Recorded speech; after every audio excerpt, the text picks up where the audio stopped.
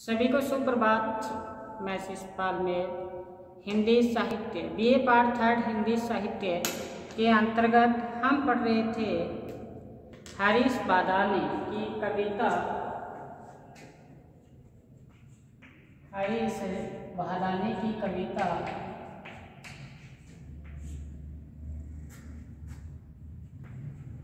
रेत में नहाया मन।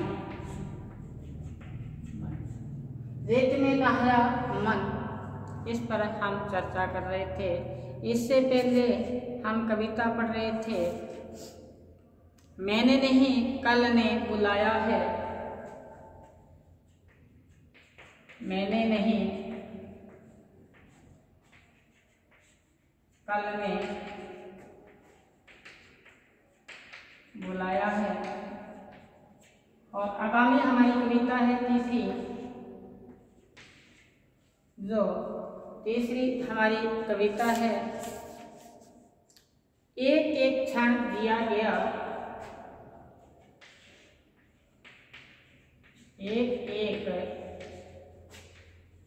क्षण दिया गया।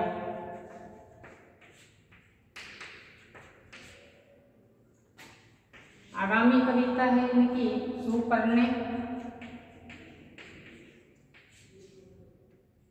और अंतिम कविता है प्यासा सीमाहीन सागर। प्यास सीमाहीन सागर। ये हरीश बादाने की ये 5 कविताएं हैं जिस पर हमने रेत में नहाया मेरा मन चर्चा कर ली। मैंने नहीं कल ने बुलाया है, इस पर भी हमने 100% इसकी भी व्याख्या हमने की। आगामी है एक एक क्षण जिया गया, सुपर्णे और प्यासा सीमाहीन सागर। ये अपनी 3 कविताएं शेष है जिस पर अब चर्चा करेंगे।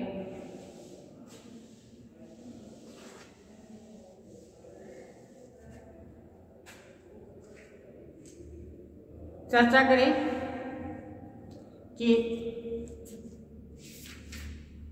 एक एक क्षण जिया गया है, इस पर चर्चा करें।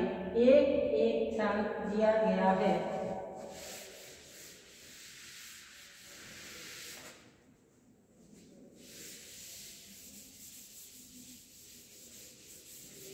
एक एक क्षण जिया गया है।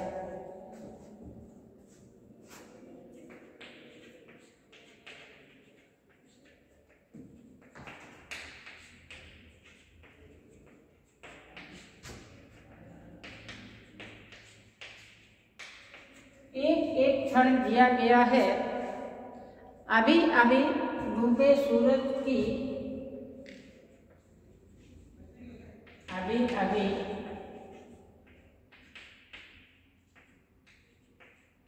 डूबे सूरज की अभी अभी डूबे सूरज की दिन भर की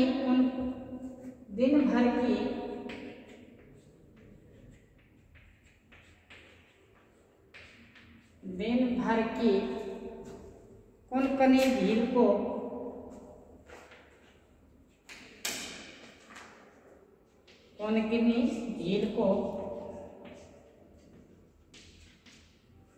दिन भर की कुनकुनी झील को एक एक क्षण जिया गया।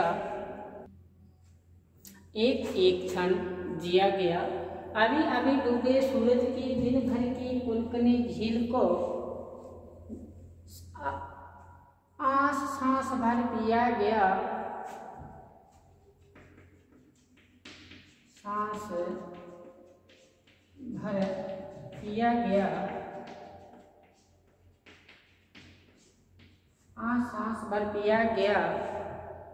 एक एक क्षण जिया गया।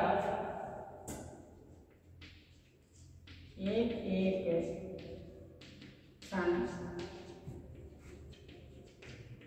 जिया गया।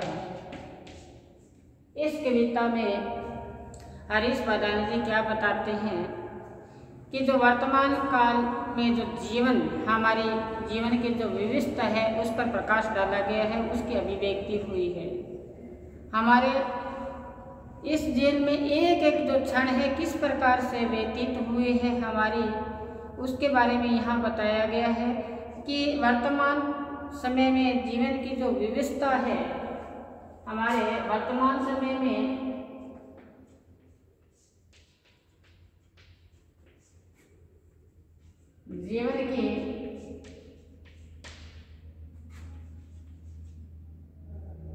जीवन की जो विविधता है उस पर प्रकाश डाला गया है। किस प्रकार से हमारा जीवन है, विविधता पर प्रकाश डाला गया है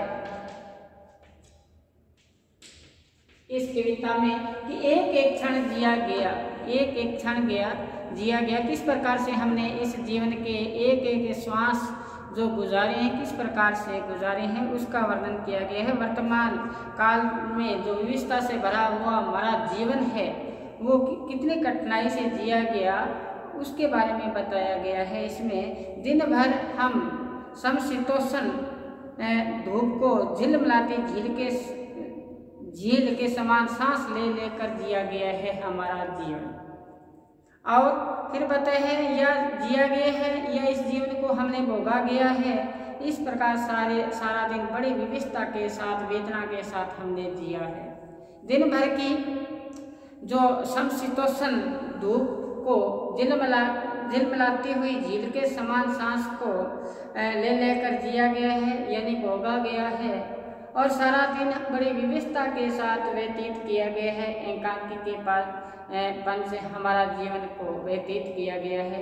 एक एक सांस को जिया गया है, एक एक क्षण को जिया गया।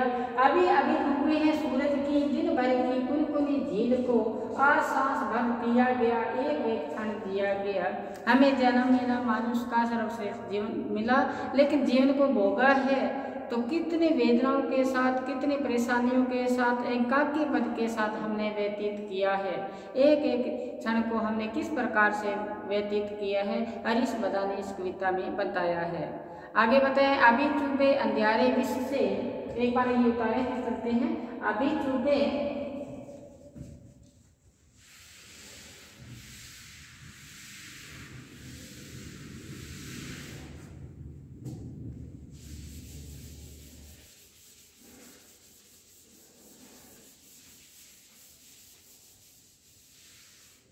आगे है, अभी चुभे अंधियारे विश्व से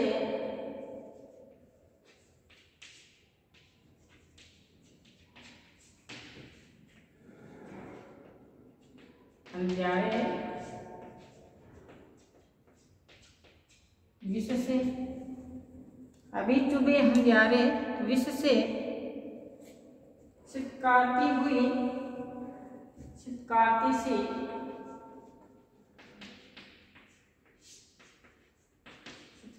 सी आवाजों को काफी भी आवाजों को रात भर सिया गया,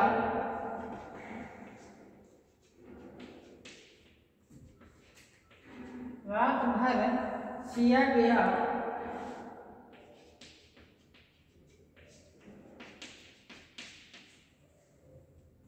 एक एक क्षण जिया गया,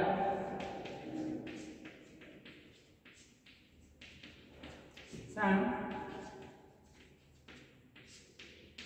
जिया गया। रात को क्या पता है कि अभी चुभे अंधियारे विश्व से चित्कारती आवाजों को रात भर सिया गया, एक एक क्षण जिया गया।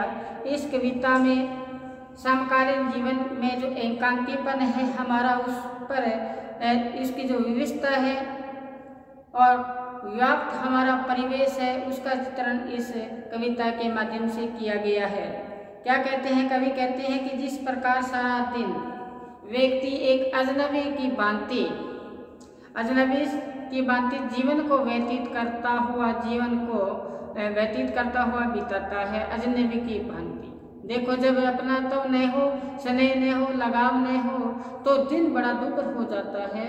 इसी प्रकार यहाँ हमारी व्यवस्था इस प्रकार से है, क्योंकि पूरा दिन भर व्यक्ति एक यंत्रवत हो जाता है, कार्य में लीन हो जाता है, किसी को किसी से कोई लेना देना नहीं होता, कोई स्नेह की बात नहीं होती, वो बताया है। फिर बताया है कि आदमी आदमी के बीच दीवार, जैसे हमने पढ़ा था, आदमी आदमी के बीच दीवार, आदमी अजनबी आदमी के लिए बन चुका है। इस प्रकार का जीवन हो चुका है, एकाकीपन का जीवन हो चुका है। तभी तो कहा है कि एक एक क्षण को जिया गया है, बड़ी मुश्किल के साथ, बड़े वेदना के साथ उस क्षण को बिताया गया है। और फिर आगे बताया है, रात भर सिया गया, एक एक क्षण जिया गया। दिन भर कार्य करने के बाद में घर पर लौटता है, और लौटने के बाद रात भर एक एक क्षण को किस प्रकार से व्यवस्था से उन्होंने भोगा है, व्यवस्था से भोगा है। किस प्रकार से कहते हैं कि दिन भर का कार्य क्रियाकलाप को लेकर जब वो अपने चारपाई पे लेटता है तो वो ही दिनचर्या उसके आंखों के सामने खड़ी हो जाती है कि पूरा दिन भर कार्य किया, किसी के साथ कोई लगाव, यानी कि दिन में किसी के साथ लगाव, किसी के साथ प्रेम नहीं पनपा, स्नेह नहीं हुआ, स्नेह न उनको स्नेह करने वाला, तो उसी प्रकार से उन्होंने वो रात्रि का जो क्षण है, एक एक क्षण को सिया गया, वेदना के साथ उन्होंने व्यतीत किया गया। आगे देखो कि खोल मौन के बंद किवाड़,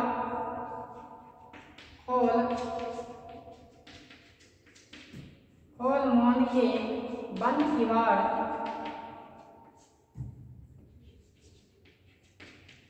खोल मौन के बंद किवाड़, मन के इतने बड़े नगर में, मन के इतने बड़े नगर में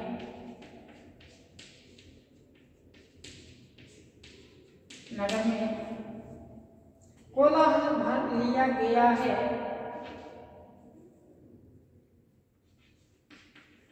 कोलाहल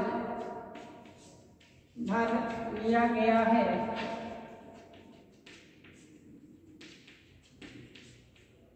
एक एक क्षण दिया गया है,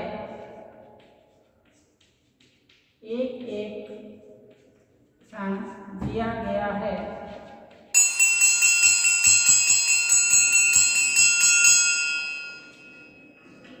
देखो इसमें बताया है कवि काश्य के वर्तमान समय में जो भीड़ भाड़ से भरे हुए कोलाहल पूर्ण जो वातावरण है, नगरीय जो जीवन है, किस प्रकार का है उस पर प्रकाश डाला गया है।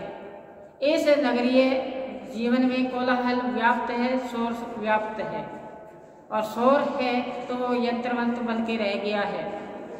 क्या कहना चाहता है कि हमने इस शहर में हम अजनबीपन की भांति, एकाकीपन की भांति व्यवस्था से व्यक्ति ग्रस्त रहता है।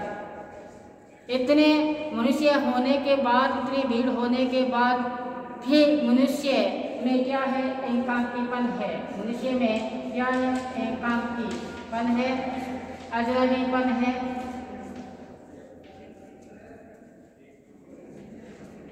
अजनबीपन है।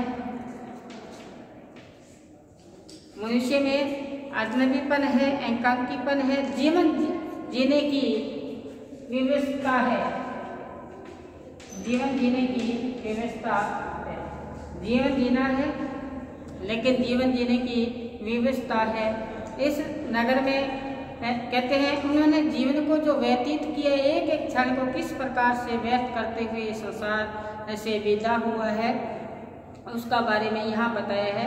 समकालीन परिवेश जो सामाजिक जीवन की जो विडंबना है, उसके बारे में यहाँ हमारे सामने झांकी प्रस्तुत की है।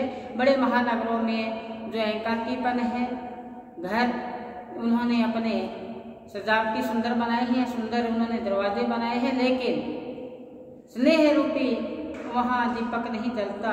आपस में पड़ोसी के बीच में दीवार बन चुकी है। ये इसमें परिवेश का यहाँ चित्रण किया गया है हरीश बदाने के द्वारा। तो ये कविता थी हमारी कि एक एक क्षण दिया गया। हमारी दूसरी जो कविता है उस पर चर्चा करें, सुपर्ण की दूसरी कविता है, उस पर हम आज चर्चा करते हैं। दूसरी कविता पर सुपर्णे। दूसरी कविता हमने चर्चा की सुपर्णे। दूसरी कविता है सुपर्णे, उस पर हम चर्चा करें। तो इसमें बताया है उड़ना मन मत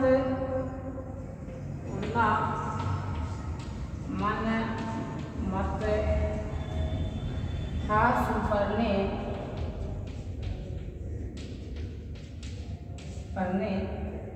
देख लिए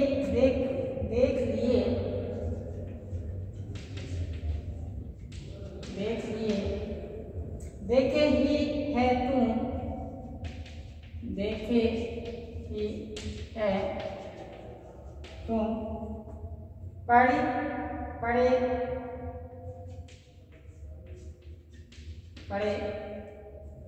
कड़कड़ा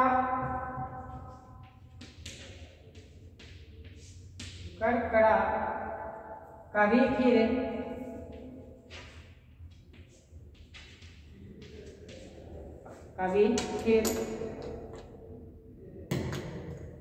आगे है। जाने कौन दिशा से गाज, जाने कौन दिशा से गाज आएंगे, दोनों दिशा से गाज। यहाँ तक देखिए पहले अपने। इस कविता के माध्यम से हमें क्या बताया है, उड़ना मन मत हार सुपर्णे। इस सुपर्णे का से पक्षी विशेष से है और उस कवि ने यहाँ बताया, संदेश दिया है कि हमें सदैव संघर्षशील रहकर मुसीबत आए उनका सामना करते हुए अपने पैरों को नियंत्रण आगे बढ़ाना है प्रगति की ओर, और हमें आगे बढ़ने का यहाँ संकेत दिया है। विघ्न बाधाओं को डरकर हमें रुकना नहीं है, ये संदेश दिया है इस कविता के माध्यम से। एक पक्षी के माध्यम से संदेश दिया है। कहते हैं कि रास्ता चाहे कैसा ही हो, उबड़ खाबड़ रास्ता हो, और आपको रास्ते में बाधक तत्व भी मिले, लेकिन रास्ते में कभी पीछे मुड़कर देखना नहीं है। हमें निरंतर कदम दर कदम आगे बढ़ते जाना है, संघर्ष में जीवन को व्यतीत करना है, तो रुकना नहीं है। पानी बहता है तो पानी निर्मल बना रहता है, और एक जगह ठहर जाता है तो पानी में भी बदबू आनी शुरू हो जाती है। वही संदेश यहाँ दिया है। कवि बताया है कि मन रूपी सुपर्णा पक्षी, मन रूपी जो सुपर्णा तो पक्षी है, तो आसमान में उड़ना है तेरे को। ये विस्तृत आसमान है, ये इसमें उड़ना है। उड़ते हुए कभी हार नहीं माननी, अपने पैरों अपने पंखों में कभी शिथिलता नहीं लानी है, इनमें पंखों में सदैव ऊर्जा भरकर रखनी है। तो आसमान का जो विस्तृत आसमान है, इसमें सदैव आपका उड़ना ही आपको शोभा देता है, इसलिए आप सदैव उड़ते ही रहना है। फिर कहते हैं देख लिए देखा ही है तुम, इस आसमान को आपने देख लिया है और देख भी रहे हो। क्या देख रहे हो कि कभी हार मत मानना, तुम ऐसी आकाश में मंडराने वाले आपको बाज भी मिलेंगे, जो आपके रास्ते में बाधक बनेंगे, बाज भी मिलेंगे, और यानी कि आप पर झपटा मारने की कोशिश करेंगे, लेकिन इसको देखकर तुम अपने लक्ष्य से वंचित मत हो जाना, अपने लक्ष्य से कभी पथभ्रष्ट मत हो जाना। रुकना नहीं है, सदैव उड़ते ही रहना है।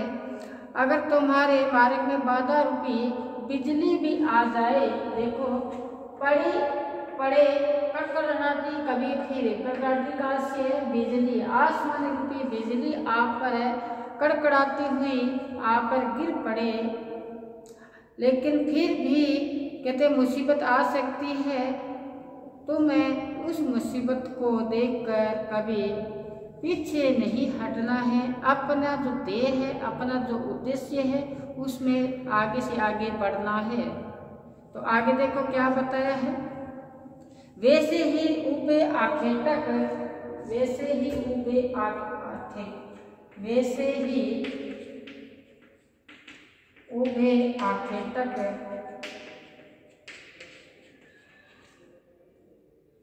वैसे ही उबे आखेटक बड़ा हुआ तरकस के पीछे, बड़ा हुआ तरकस के पीछे, जिसे बड़ा हुआ तरकस के पीछे दोनों हाथों संधि कमाने, दोनों हाथों संधि कमाने, दोनों हाथों संधि कमाने, नाद वेदिए छोड़ेंगे ही, नाद वेदिए, नाद वेदिए छोड़ेंगे,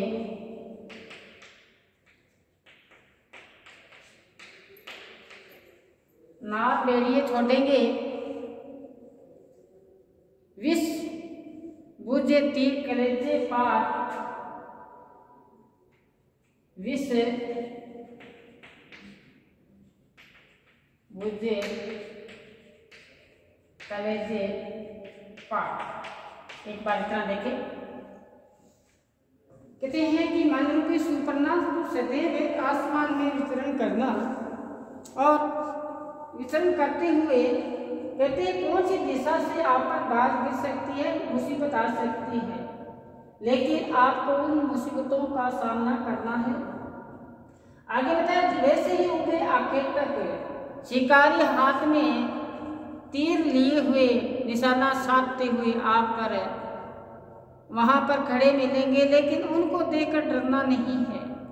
चाहे आपको वो विष रूपी तीर लग जाए और आपकी कलेजे से पार हो जाए, लेकिन फिर भी हिम्मत रखना है, पैरों में ऊर्जा रखनी है, हमें कदम दर कदम आगे बढ़ना है।